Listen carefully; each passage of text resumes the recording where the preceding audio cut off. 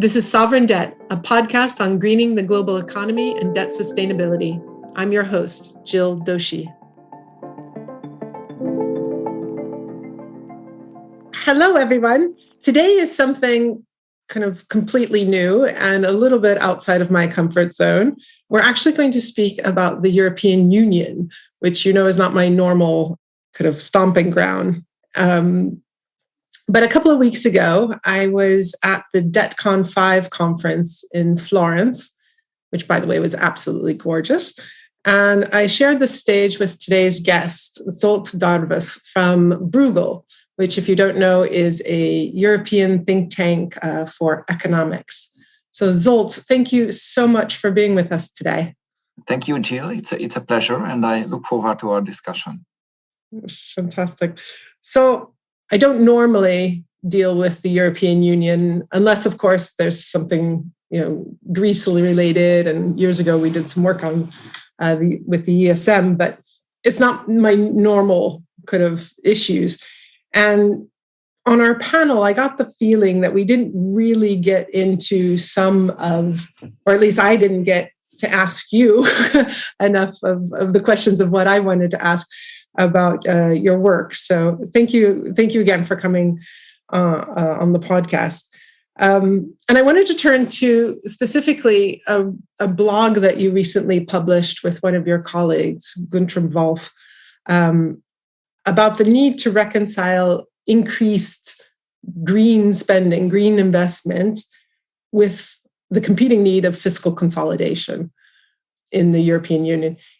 And if I translate that out of like economist speak, because a lot of our listeners are in the conservation world and aren't economists or even in the financial markets, we have kind of a variety of listeners here. So just if I'm translating that, that's saying, our budgets are too large and our deficits are too large. And so we need to tax more, spend less in order to get this, as you say, kind of fiscal consolidation. But at the same time, the European Union is recognizing that it needs to increase investment in transition, mitigation, adaptation activities. How do you kind of square this? Like first of all, am I getting that understanding right, that this is this kind of competing needs in the European Union? Yes, that's correct. Indeed, the European Union set very ambitious targets for fighting climate change, including reducing greenhouse gas emissions compared to 1990 by 55% through the end of this decade, as you mentioned, and reaching climate neutrality by 2050. Such an ambitious targets would require a lot of spending, a lot of new investments. And certainly a big part of that investment must be made by the private sector. For example, people have to insulate their houses to consume less energy. They have to install solar panels on their roofs so that they produce clean energy at home. They have to switch their cars, very polluting cars, to less polluting cars, ideally electric cars, which are charged with the electricity produced by the solar panels at home. Also, industry have to make a lot of new investments, but some part of the investment have to be public. It's unavoidable. The private sector cannot do everything. Even some of those private investments would have to be maybe even subsidized or give some sort of tax credits, right, to private citizens. At least that's the way it's working here in the US. Exactly. Also here in Europe, many countries, for example, provide support for electric vehicles or solar panels and also for house insulations. So indeed, that's also part of the cost for making these investments by households. Financially more attractive. That also requires public money, but also in several EU countries, for example, certain distributors are, like electricity grids and things like that are also managed by public companies. And again, those also require lots of new investments. So more investment is needed. A lot of new investment is needed. There are some estimates. We don't know how correct they are, but all estimates I have seen suggest massive amounts. But at the same time, the European Union has a long tradition in having fiscal rules. I mean, the fiscal rules means, as you said, I think in a very simple words, that countries have to gain control over their budget deficits and public debts. I mean, there are lots of fiscal rules in Europe. Unfortunately, not just one, but in fact, at least 4 rules, and sometimes those rules conflict with each other. A lot of discussion going on whether these rules are sensible or not, how they should be reformed. Even currently, there is a process of reviewing existing fiscal rules, and we might see whether changes will come to rules or not. I hope changes will come. But at least the current state of affairs is that the rules are there. The rules must be followed. And the rules so far have been suspended due to the COVID-19 pandemic, at least to the end of this year. The suspension may be extended later due to the war in Ukraine, and that's economic and fiscal implications. But sooner or later, rules will be reinstated. And then, if the law requires that you have to cut budget deficits, as you said, which essentially mean cutting expenditures or raising taxes, then it has to be done. And it will be very, very difficult, if not impossible, to find the new money for green investments when countries have to cut their other spending. I mean, they won't cut, for example, pension spending to be able to spend more on clean energy, because then pensioners will not vote for the party from the government. Right, exactly. This is all of this is political in the end as well, right? The major political economic constraints as well. So can I just go back to these fiscal rules just to make sure, again, that we're kind of bringing our audience along with us in understanding. So these rules, some of the basic rules, date back to the very beginning of the European Union, even before it was the EU. It was just an economic zone, right? These are kind of going back into the early 90s with the original treaties of saying, we are eventually going to kind of, the European countries were going to converge and agree, because they didn't really have a fiscal union. And even back then, they didn't have a currency union, but they were going to start to say we all have to kind of behave according to some common kind of principles, right? And that's kind of the fiscal rules. And that's a cap of a budget deficit of a certain target of 3% of GDP. Is that right? And the public debt target of 60% of GDP.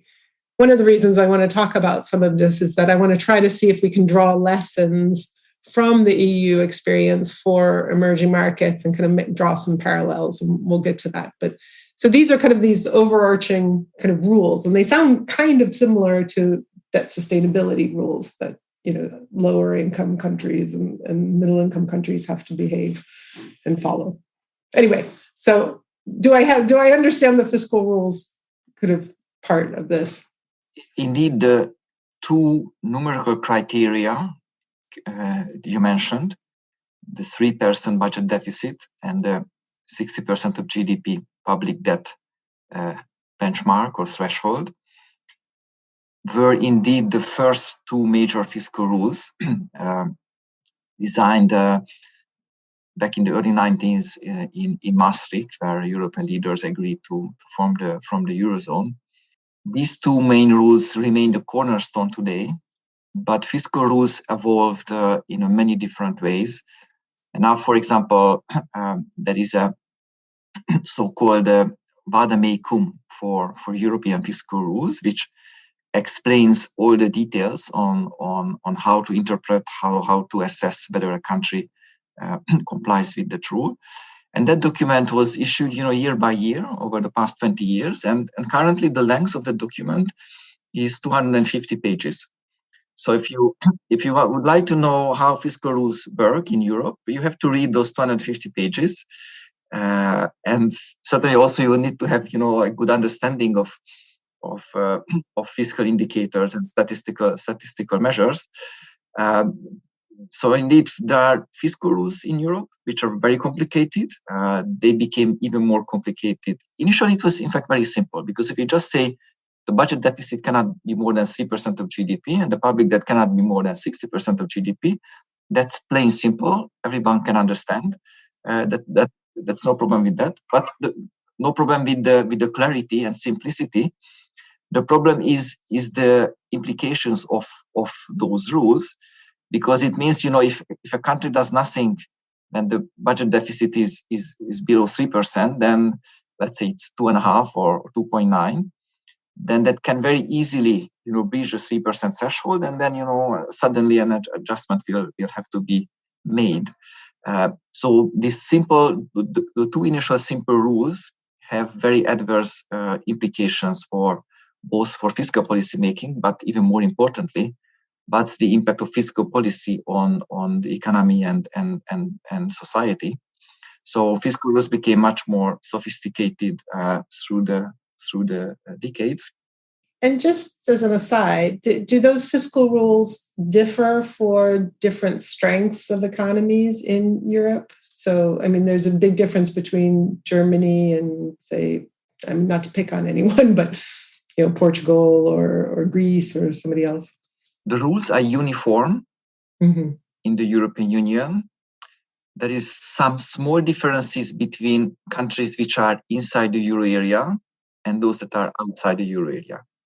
For example, financial sanctions, because also European fiscal rules can also lead to financial sanctions. So if a country doesn't meet the fiscal rules, then after again a well-defined process with many steps and possibilities for corrections, but at the end, a country might be required to pay a fine to the European Union. And for example, these sanctions come earlier for countries that are inside the Eurozone, and then those who are that are outside. Also, the numerical requirement for, it's very technical. There is also another concept which is called the structural budget balance. So the actual budget balance that you can observe. So what is the budget deficit? How much a country has to borrow each year? But as I said, the rules became more sophisticated and therefore so complicated. There is an estimation of what could be, let's say, the underlying position of a state budget.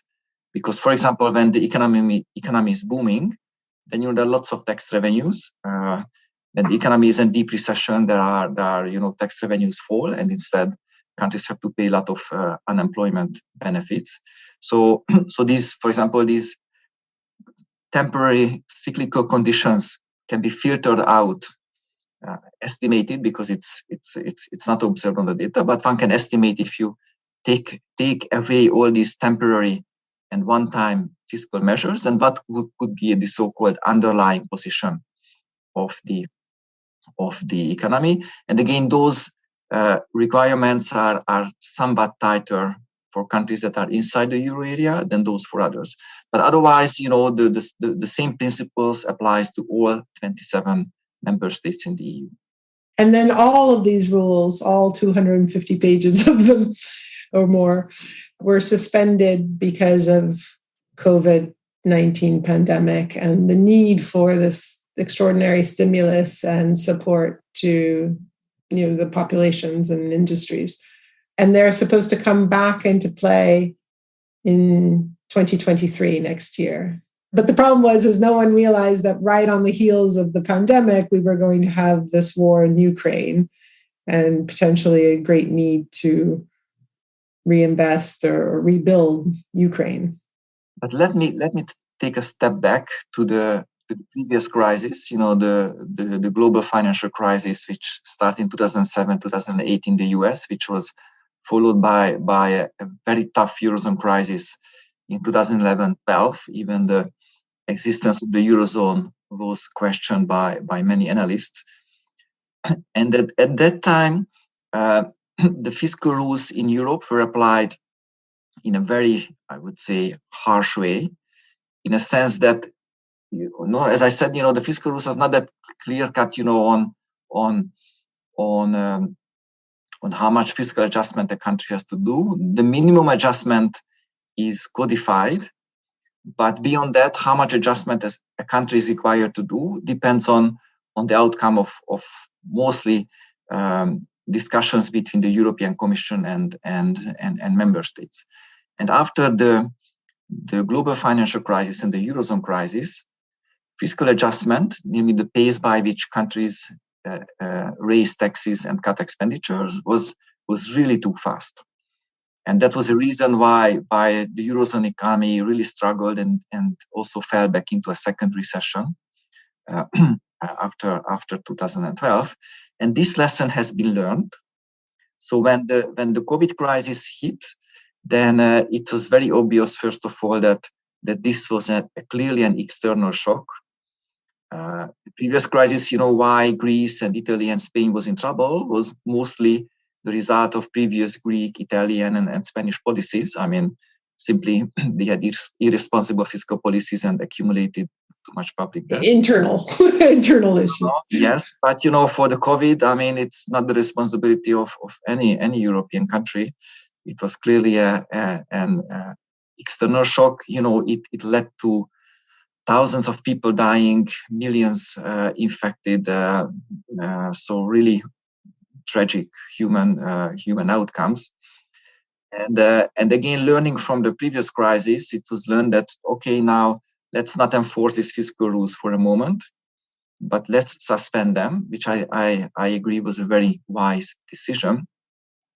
So countries could basically spend as much as they wanted in 2020 and 21 to basically protect people, support healthcare systems, support the economy. Many restaurants would have gone bankrupt without public support, because simply if people were not allowed to go to restaurants, then they have no revenues at all.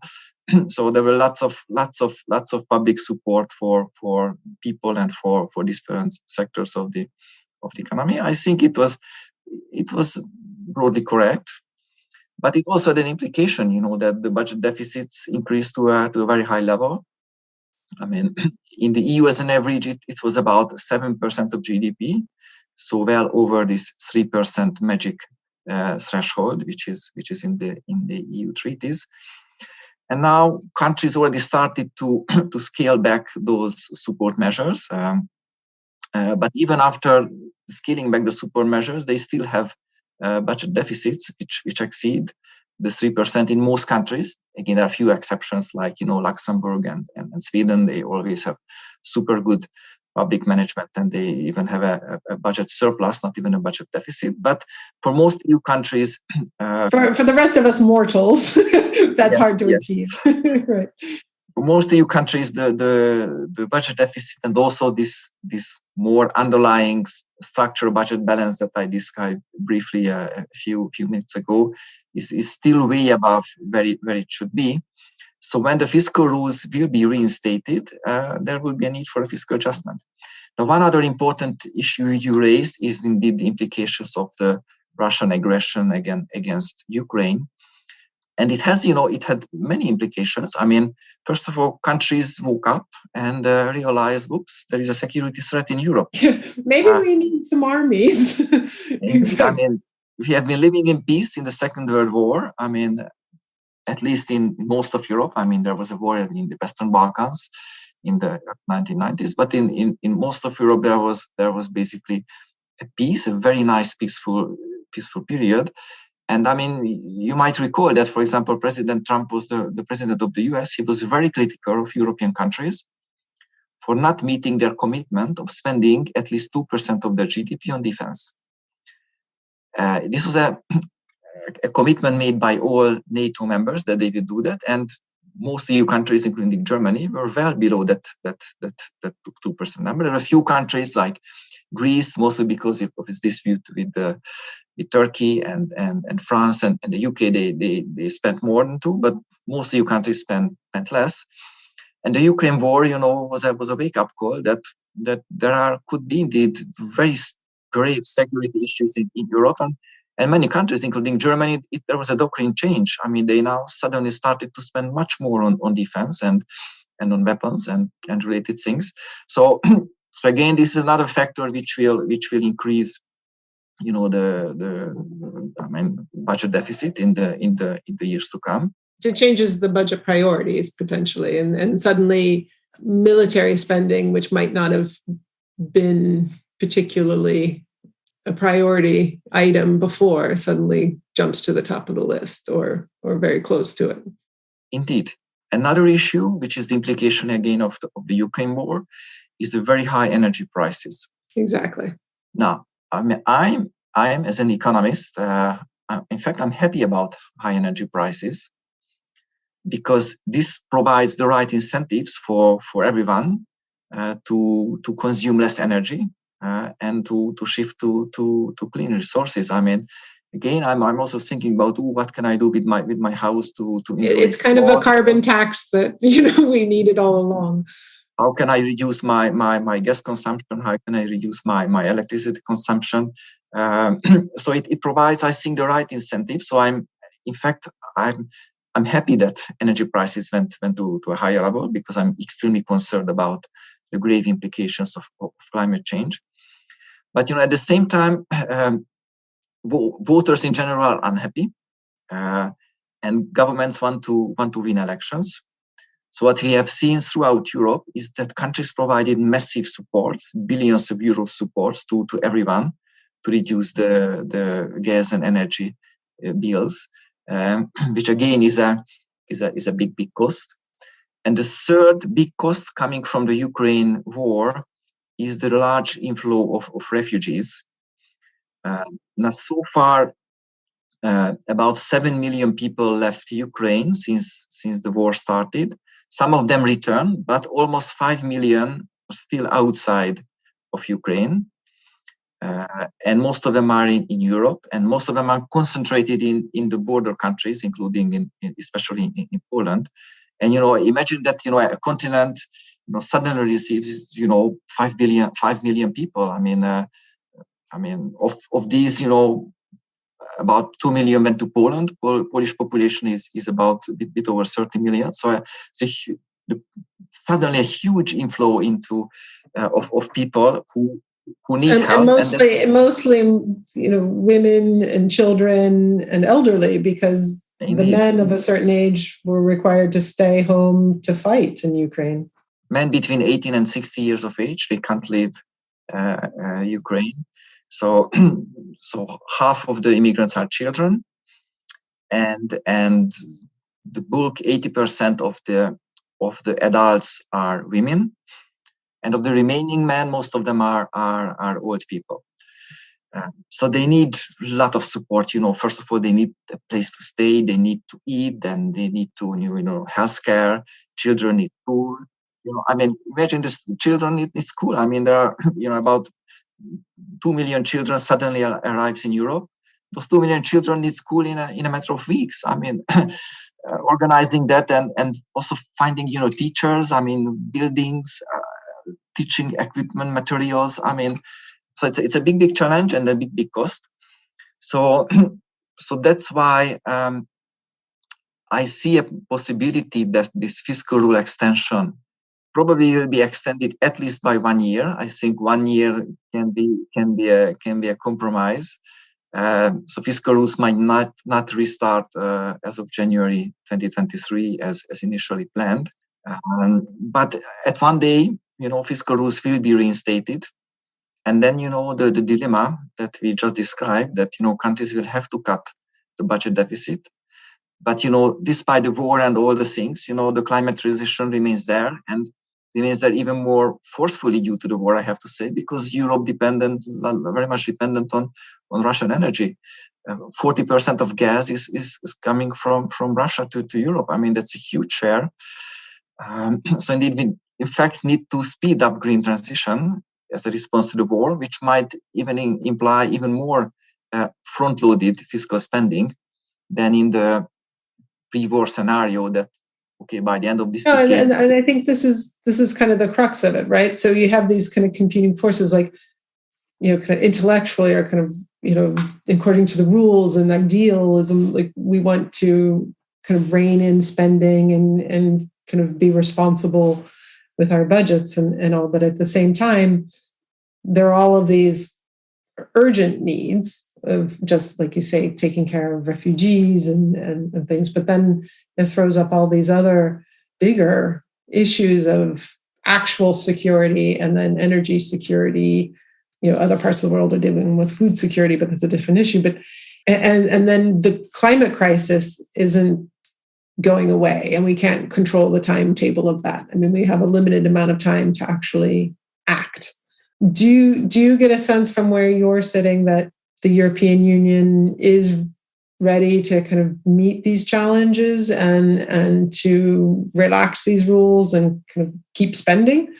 Because then I'm gonna pivot to like one more thing: is, are they willing to also at the same time open their checkbooks for the rest of the world? Because climate change, as we were discussing on the panel in Florence, this is a global issue, and there is a responsibility, many would say, for the bigger, richer nations that have historically also been the largest emitters to be kind of supporting more vulnerable countries, which is, again, a spending item in the budget. And from where you're sitting, do you get that sense of readiness for this challenge? The short-term priority is the next winter. Mm-hmm. European households and industry need gas to warm houses up and the industry to operate. And it's unpredictable how Russian supplies will come to Europe. Russia already cut supplies to some countries: Bulgaria, Poland, Finland, and the Netherlands. Again, it's a side story, but it's really strange. And even as an economist, I'm still puzzled that instead of paying in euros and dollars for the gas, Russia required unfriendly countries. And unfriendly countries are those that provide military support to Ukraine, to pay for Russian gas in Russian rubles, instead of euros and dollars, which were in the contracts. There are a lot of lawyers, discussing whether this is a breach of a contract or not. But ultimately, some countries said they won't. Bulgaria, Poland, and Finland, they said they won't, and then Russia cut gas supplies to these countries. Now, these countries didn't depend that much on gas, on Russian gas. I mean, it's still painful for them, but so these countries will be able to manage. But I think this precedent that Russia unilaterally cut gas supplies to some European countries raises the risk that any time in the coming months or in autumn or in the winter, Russia might also cut gas completely, and that would probably cause a big recession in Europe. So again, the short-term priorities is somehow to get over the next winter in a managed way without major economic losses. Now, that again, getting over the winter, that's the short term, but it also has more medium term implications, namely decoupling from Russian energy sources in a faster way than initially planned. In fact, the European Commission made a proposal to this regard, which is called Repower EU, in which they want to accelerate decoupling from Russia and ensuring energy supply security to European countries. And for the time being, that just means finding different sources of hydrocarbons, right? It's not necessarily a transition to renewable energy or nuclear or anything else, correct? It includes both. So it includes both an accelerated deployment of clean energy sources and also finding other supplies for fossil fuels. And again, that also involves lots of cost. The EU is a very unique type of supranational institution, and the EU, does not have the money. It only has the money when it gets from European member states. And again, the European Commission couldn't really find good financial resources for this plan. So again, it will be mostly a burden, additional burden on member states. But again, coming back to our starting question, this accelerated decoupling from Russian energy sources will require even more spending, and again, a large share of that has to come from the public sector. Even things like, for example, gas storages. In Europe, gas is in most countries managed by private companies. Also, the storage facilities are in the hands of private companies, and the companies supplying the gas are not everywhere, but in most countries managed by public companies, by private companies. But these private companies have a profit interest. Now gas prices are super high, so why would they fill the gas storage with super high, super expensive, liquefied gas? When, for example, half a year from now, gas prices might decline to a lower level, and they could get it cheaper. So I expect that some public sector intervention will also happen there. For example, subsidizing companies. Companies which store gas to store more gas and fill up the gas storages to a much higher level. Because if the gas storages are all filled up, the target is filling them up to 80% of capacity. Then even in the case of a sudden Russian cut in gas supplies, we could still better manage the next winter than with empty storages. So again, there are lots of short-term priorities which all require further fiscal spending. And again, coming back to the initial question you raised, this tension between the need for fiscal consolidation on the one hand, and the other hand, more spending on the green transition will be more difficult, especially if governments have to spend for gas, which is not green at all. But it's necessary to survive, because you just can't get rid of gas overnight. It again requires more and more spending. So all these spending categories we discussed call for indeed a further extension of these fiscal rules.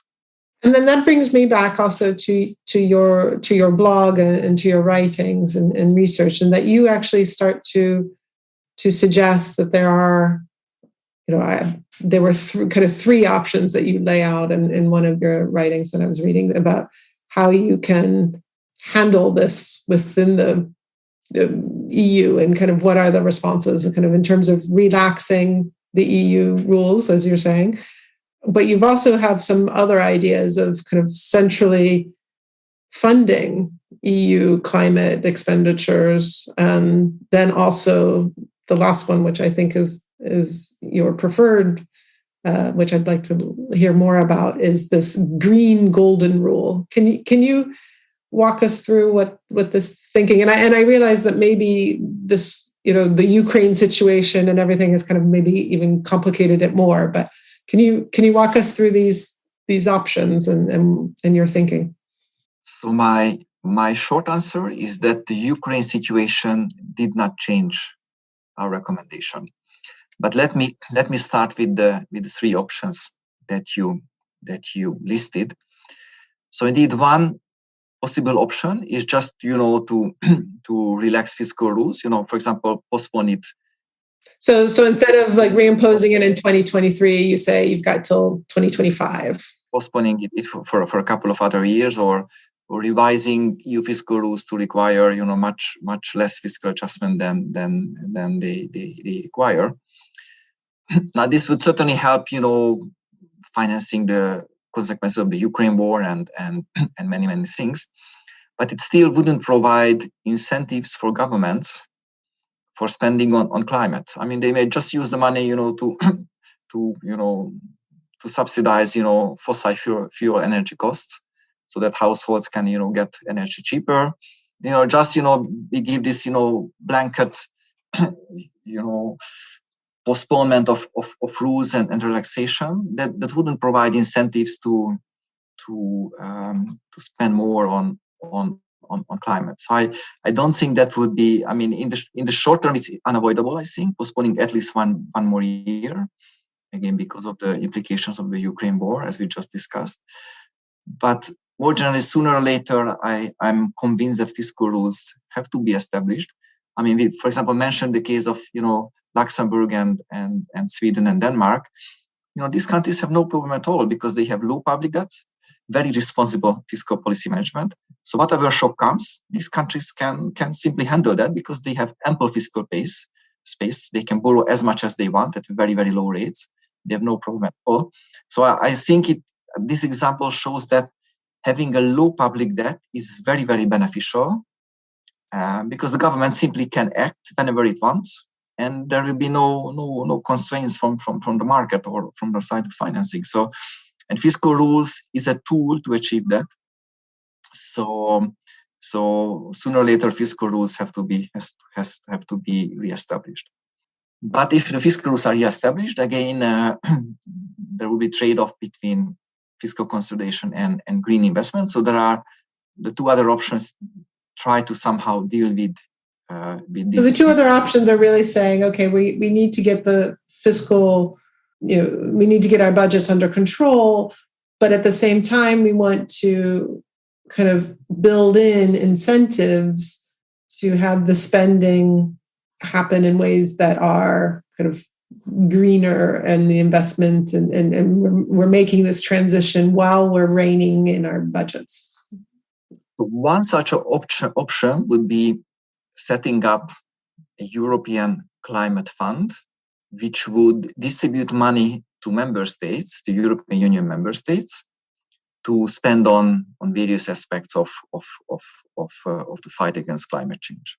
In fact, we have something like that already, because when the pandemic hit Europe, then European Union leaders agreed indeed on a landmark instrument, which is called Next Generation EU, involving 715 billion euros grants and loans to member states to address.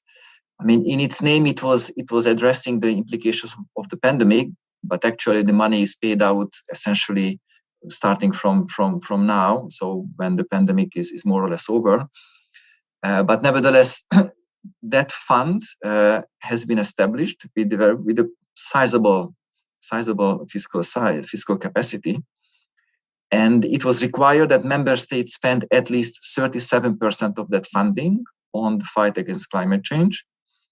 And in fact, they did actually. If you look at the national plans, slightly more, about 40% of that money is spent on climate change. And this money is very unevenly distributed across the EU, because most of it goes to Southern and Eastern Europe.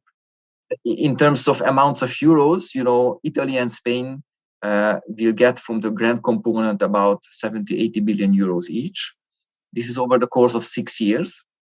Still, this is a sizable amount. While if you look at it as a share of GDP, then Central Eastern European countries, like Bulgaria, Croatia, will get, almost 10% of the annual GDP, again distributed over 6 years. And so for these countries, this Next Generation EU funding is essentially like a climate fund.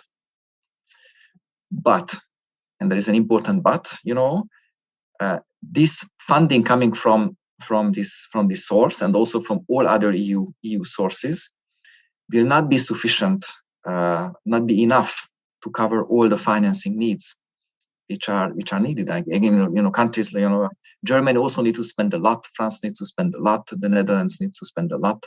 Also, these countries get relatively small amounts from this Next Generation EU funding. So a possible idea would be to set up a new fund, a brand new fund, which would just focus on climate change. So not the next generation, but a very kind of very targeted, specifically, explicit for climate. Yeah, yes. But then comes the question how that fund should be financed, because it's easy to say, oh, the money is coming from the EU, but the EU doesn't create money. The money has to come from somewhere. And then again, an important issue is whether that fund would reallocate across European Union countries, like the Next Generation EU does, because as I said, most of the money is going to Southern Europe, like Italy, Spain, and Eastern Europe, like Bulgaria and Croatia. And it will mostly financed by the Western and Northern European countries. I mean, again, it has a complicated structure of repayments, but it will mostly finance from basically a transfer from the northwest part of the EU to the southern and eastern part. And this is a kind of trick, in a sense, that because there is no one-to-one correspondence on how much a country pays into this fund and how much a country gets into this fund, but it's quite blurred on how much a country will have to pay for the money it gets from this fund.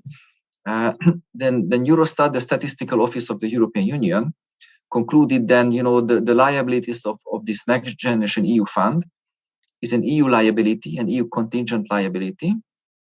And it doesn't matter for the liabilities of member states, meaning that essentially, all the spending from this fund is exempted from EU fiscal rules. So let's say what Italy spends from grants obtained from this Next Generation EU will not count in the budget deficit.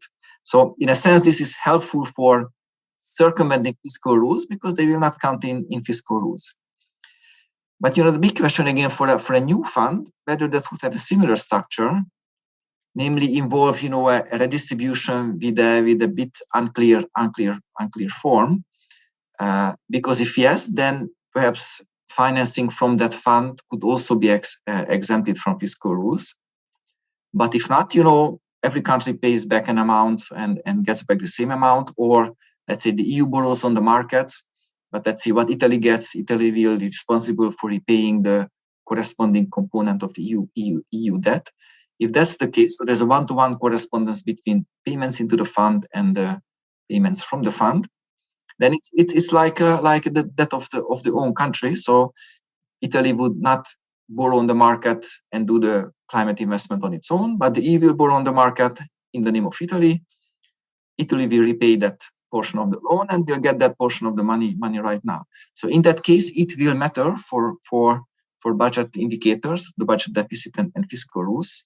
So if there's no redistribution, then this fund wouldn't solve the trick of fiscal rules and fiscal rules. So you actually need the redistribution to happen for it to kind of rise above the individual countries' fiscal rules. That's correct. But then comes the political question. Whether again Germany would be happy to open its pocket and pay more money to Italy and Greece, because at the time of the COVID, it was quite natural because indeed the COVID was a grave shock. People were dying. I mean, we saw streets, we saw news reports in the TV that people in the hospital, they were lying on the corridor. There was not enough beds. Thousands of nurses and doctors have died. So I think at the time of the COVID shock, it was really obvious that the stronger countries would need to offer a helping hand to the weaker countries, just because of the human tragedy involved. But now with climate change will be even more devastating, I'm afraid. But that will come in a later stage, yes, I mean, it's visible that, there are more, fires everywhere and floods and more volatile weather, but certainly not the same extent as, Yeah, you still, unfortunately, with climate change, you still have to make the arguments that this is still an investment now to mitigate future costs and future chaos. Like we have to make the change now. So unfortunately, that's a harder political argument to make because, certainly coming from the United States, you have a certain amount of the population that just says, well, I don't believe it, right? It's not going to happen, or there's nothing we can do, so don't bother. For this reason, I'm afraid that the political support for a redistribution would be not very strong from let's say Germany, Netherlands, and so on. But if that's the case, then, European Climate Fund wouldn't really solve this trade-off between fiscal consolidation and climate spending. And then comes the third option, which is our indeed favored option, as you said, the green golden rule, which would mean that if countries spend more on climate, then the increase of that spending wouldn't matter for fiscal rules. Essentially, that's the green golden rule, and that couldn't be used for any country, including in Germany and Netherlands and France and all countries. So not just for poorer countries in Eastern Europe and Southern Europe, but also the financially stronger countries could also make use of that, and that would indeed provide incentives because if countries can do new climate investment and that they don't have to cut, let's say, pensions in order to invest more in clean energy, then certain countries were more happy to do that than if they have to cut pensions to spend on clean energy. It's not very likely to happen. So just in the spirit of making sure I understand, so let's say I'm a country and I'm right there at my fiscal rule ceiling. I'm at 3% of GDP in my normal activity, or maybe I'm just right below that. I've just been kind of behaving. And what your green golden rule says is that I can suddenly run, let's just to make it easy, I could run a 4% deficit if that extra 1% is on transitioning to renewable energy or kind of providing subsidies to my population to do all the insulation and switching to electric cars and all of those sorts of things. What you're saying is you could allow that extra, and I know that's a massive number, but let's just, for argument's sake, you could allow that extra spending to occur because it's for this greater good of combating climate change. Do you think there's appetite for that in the European Union? There are discussions. So both options are discussed. So both the EU Climate Fund is discussed and the Green Golden Rule is discussed. Making a prediction on which one is more likely, first of all, whether one of happen at all, and if so, which one is more likely, that would be more a kind of guesswork, and I don't want to go in that. But there are many discussions. I mean, I also had the honor, for example, that we could write a paper for the European finance ministers, and we had a meeting where we presented our paper and discussed basically these two options with them. And so they were listening. They said arguments. So some were more in favor, some were more against. So clearly, this is a discussion point. No proposal on site in the short term, at least. So I think we have to wait a couple of quarters, if not years, to see what will come out of this discussion. So I have a couple of questions then, kind of now getting back onto my territory, which is emerging markets. One question I have is appetite of European Union, given all of this complexity that you've very helpfully laid out for us. On a global scale, we also need support for countries outside of the European Union. And there is this issue of global justice and kind of just what's right, not to mention that it's just actually in our common good. So I like to think of a country in an emerging market, and then there are many that you could choose from, that is standing there, as a steward of, let's say, one of the lungs of the earth of an ecosystem that we desperately need, and is sitting there with a chainsaw and says, I can either cut this down for timber and develop my economy, or I can dig up, this precious lands to try to get the lovely minerals that you need for your batteries, or I could do nothing, but someone's got to pay me. Something's got to change, right? The incentives are a little bit off, and I know we could go down this for another hour, and I have to be conscious of the time. But when we start coming up with structures or even financial instruments that might need credit enhancements and others, support either directly or indirectly through the multilateral institutions, do you feel that the European Union as a whole and as various member states is prepared as well to kind of relax rules and provide more financing or more support for middle and low income countries? Because I see that they have so many pressures within and so many constraints and debates going on within. Is there even kind of appetite or headspace or never mind fiscal space to kind of start thinking about how are we going to help others? Let me start by saying that in my personal view, developed nations have a major moral obligations toward developing and emerging countries, because these countries basically use very dirty technologies to reach very high levels of economic development. And now they are pioneering green technologies, at least, or green transition, at least in some parts of the world, including in the European Union, and asking developing countries of not doing the same what they did in the past centuries, because now the climate became so polluted that if we continue that parts of the world. So I think there's a major moral liability for doing that.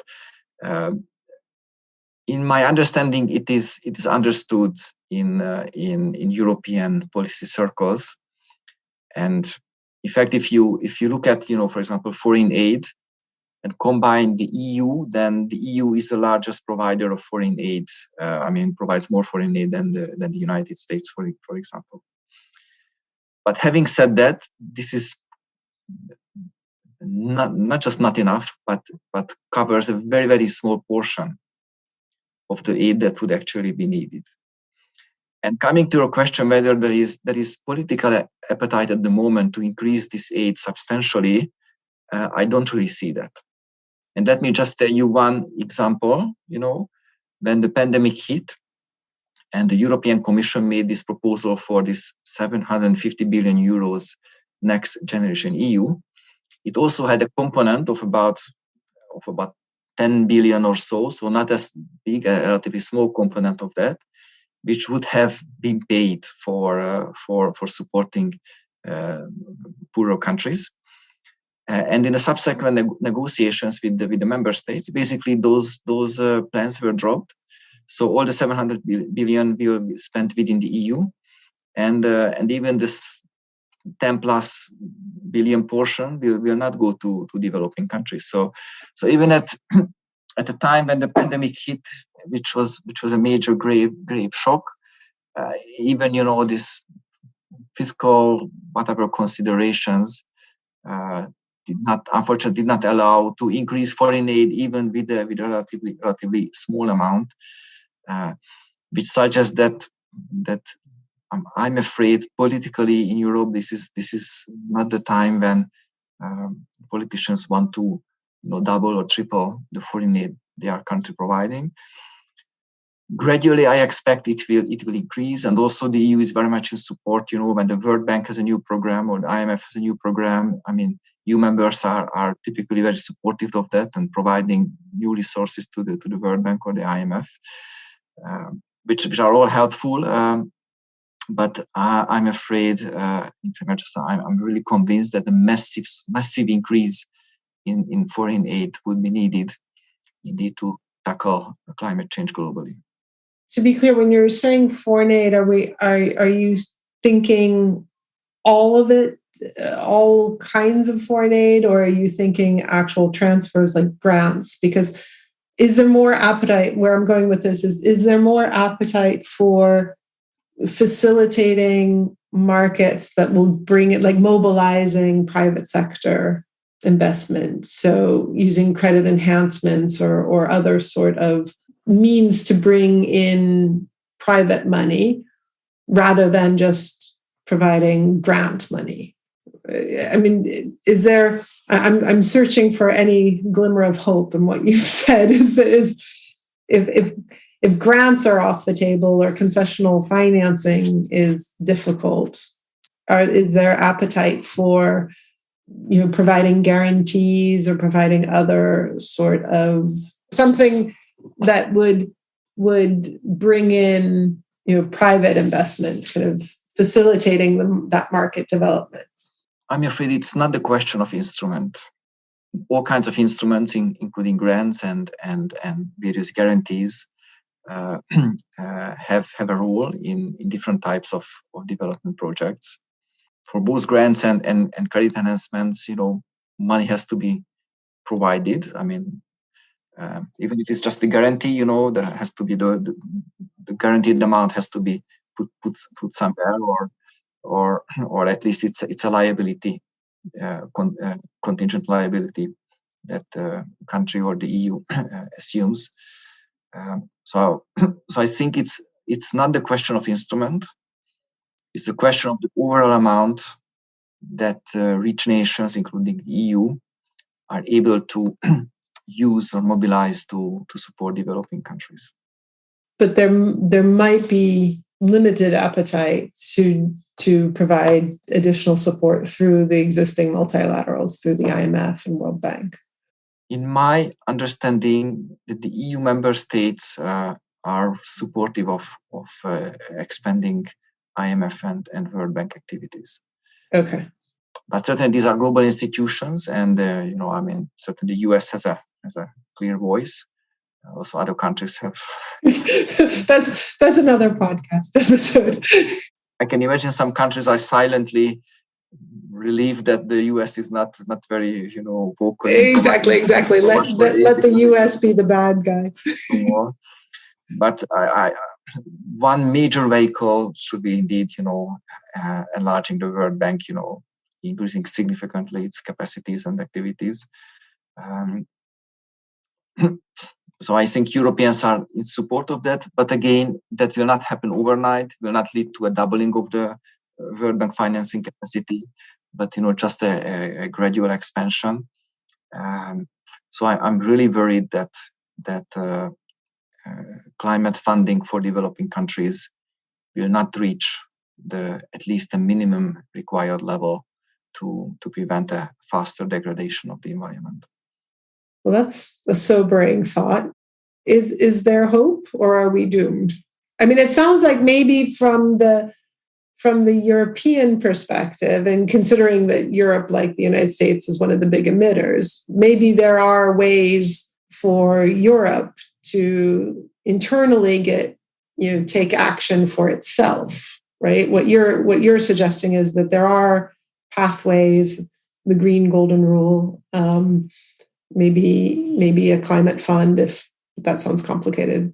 There might be a path for action for Europe, which in itself will help the planet, right? Because of a big emitter.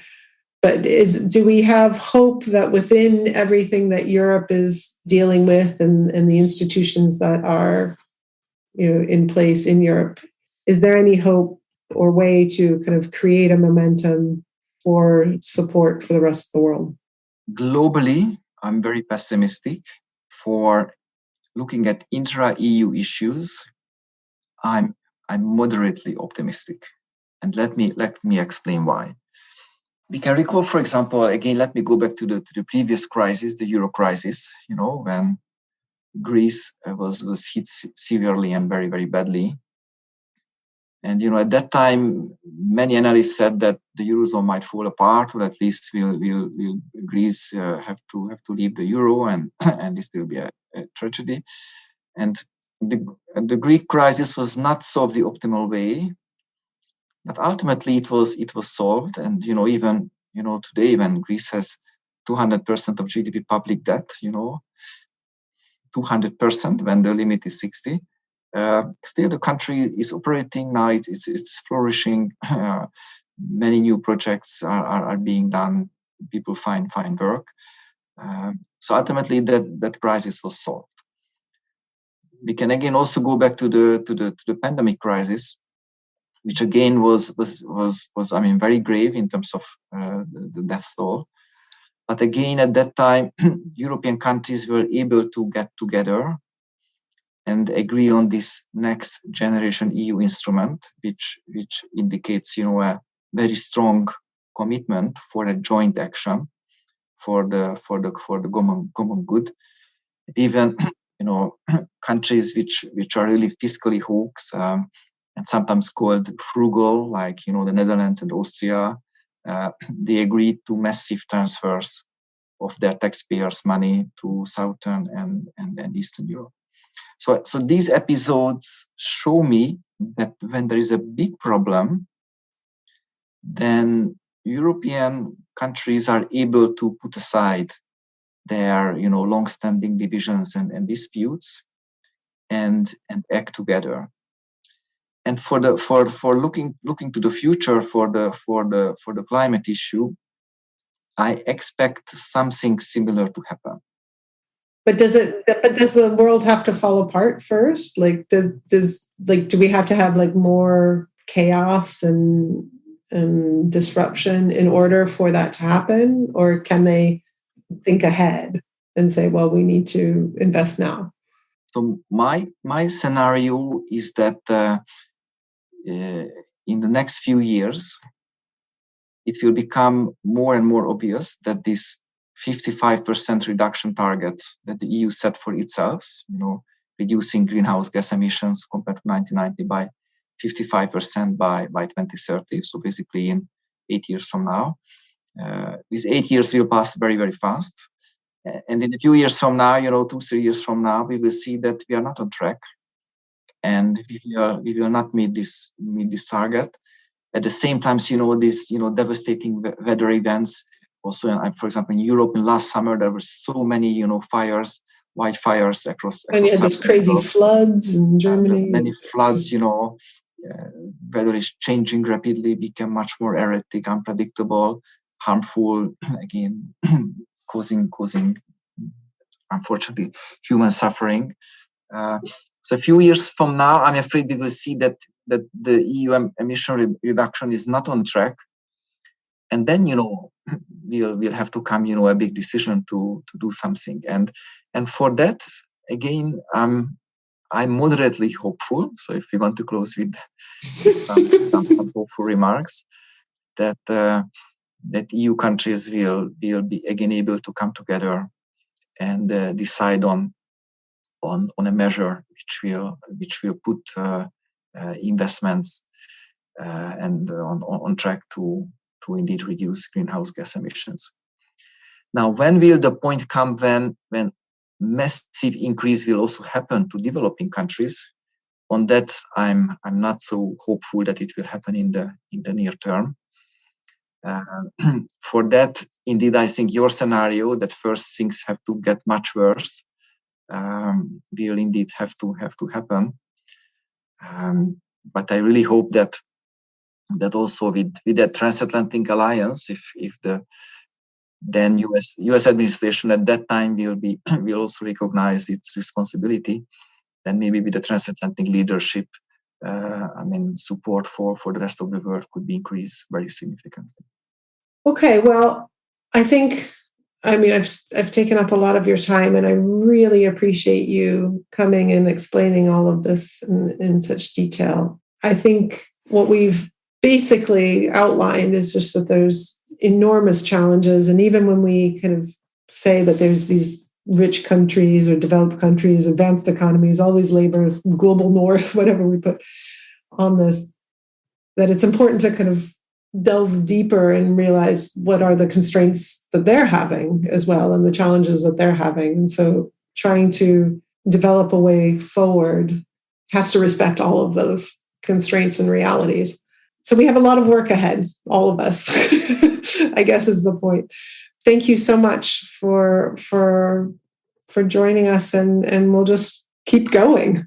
I'm sure I'll come back to you with more questions, because certainly for the emerging markets, for the developing countries, they do need global support. And so we do need to figure this out one way or another.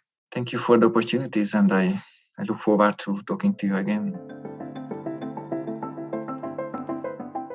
Thanks for listening. If you enjoyed the episode, leave us a review and subscribe to the show wherever you get your podcasts.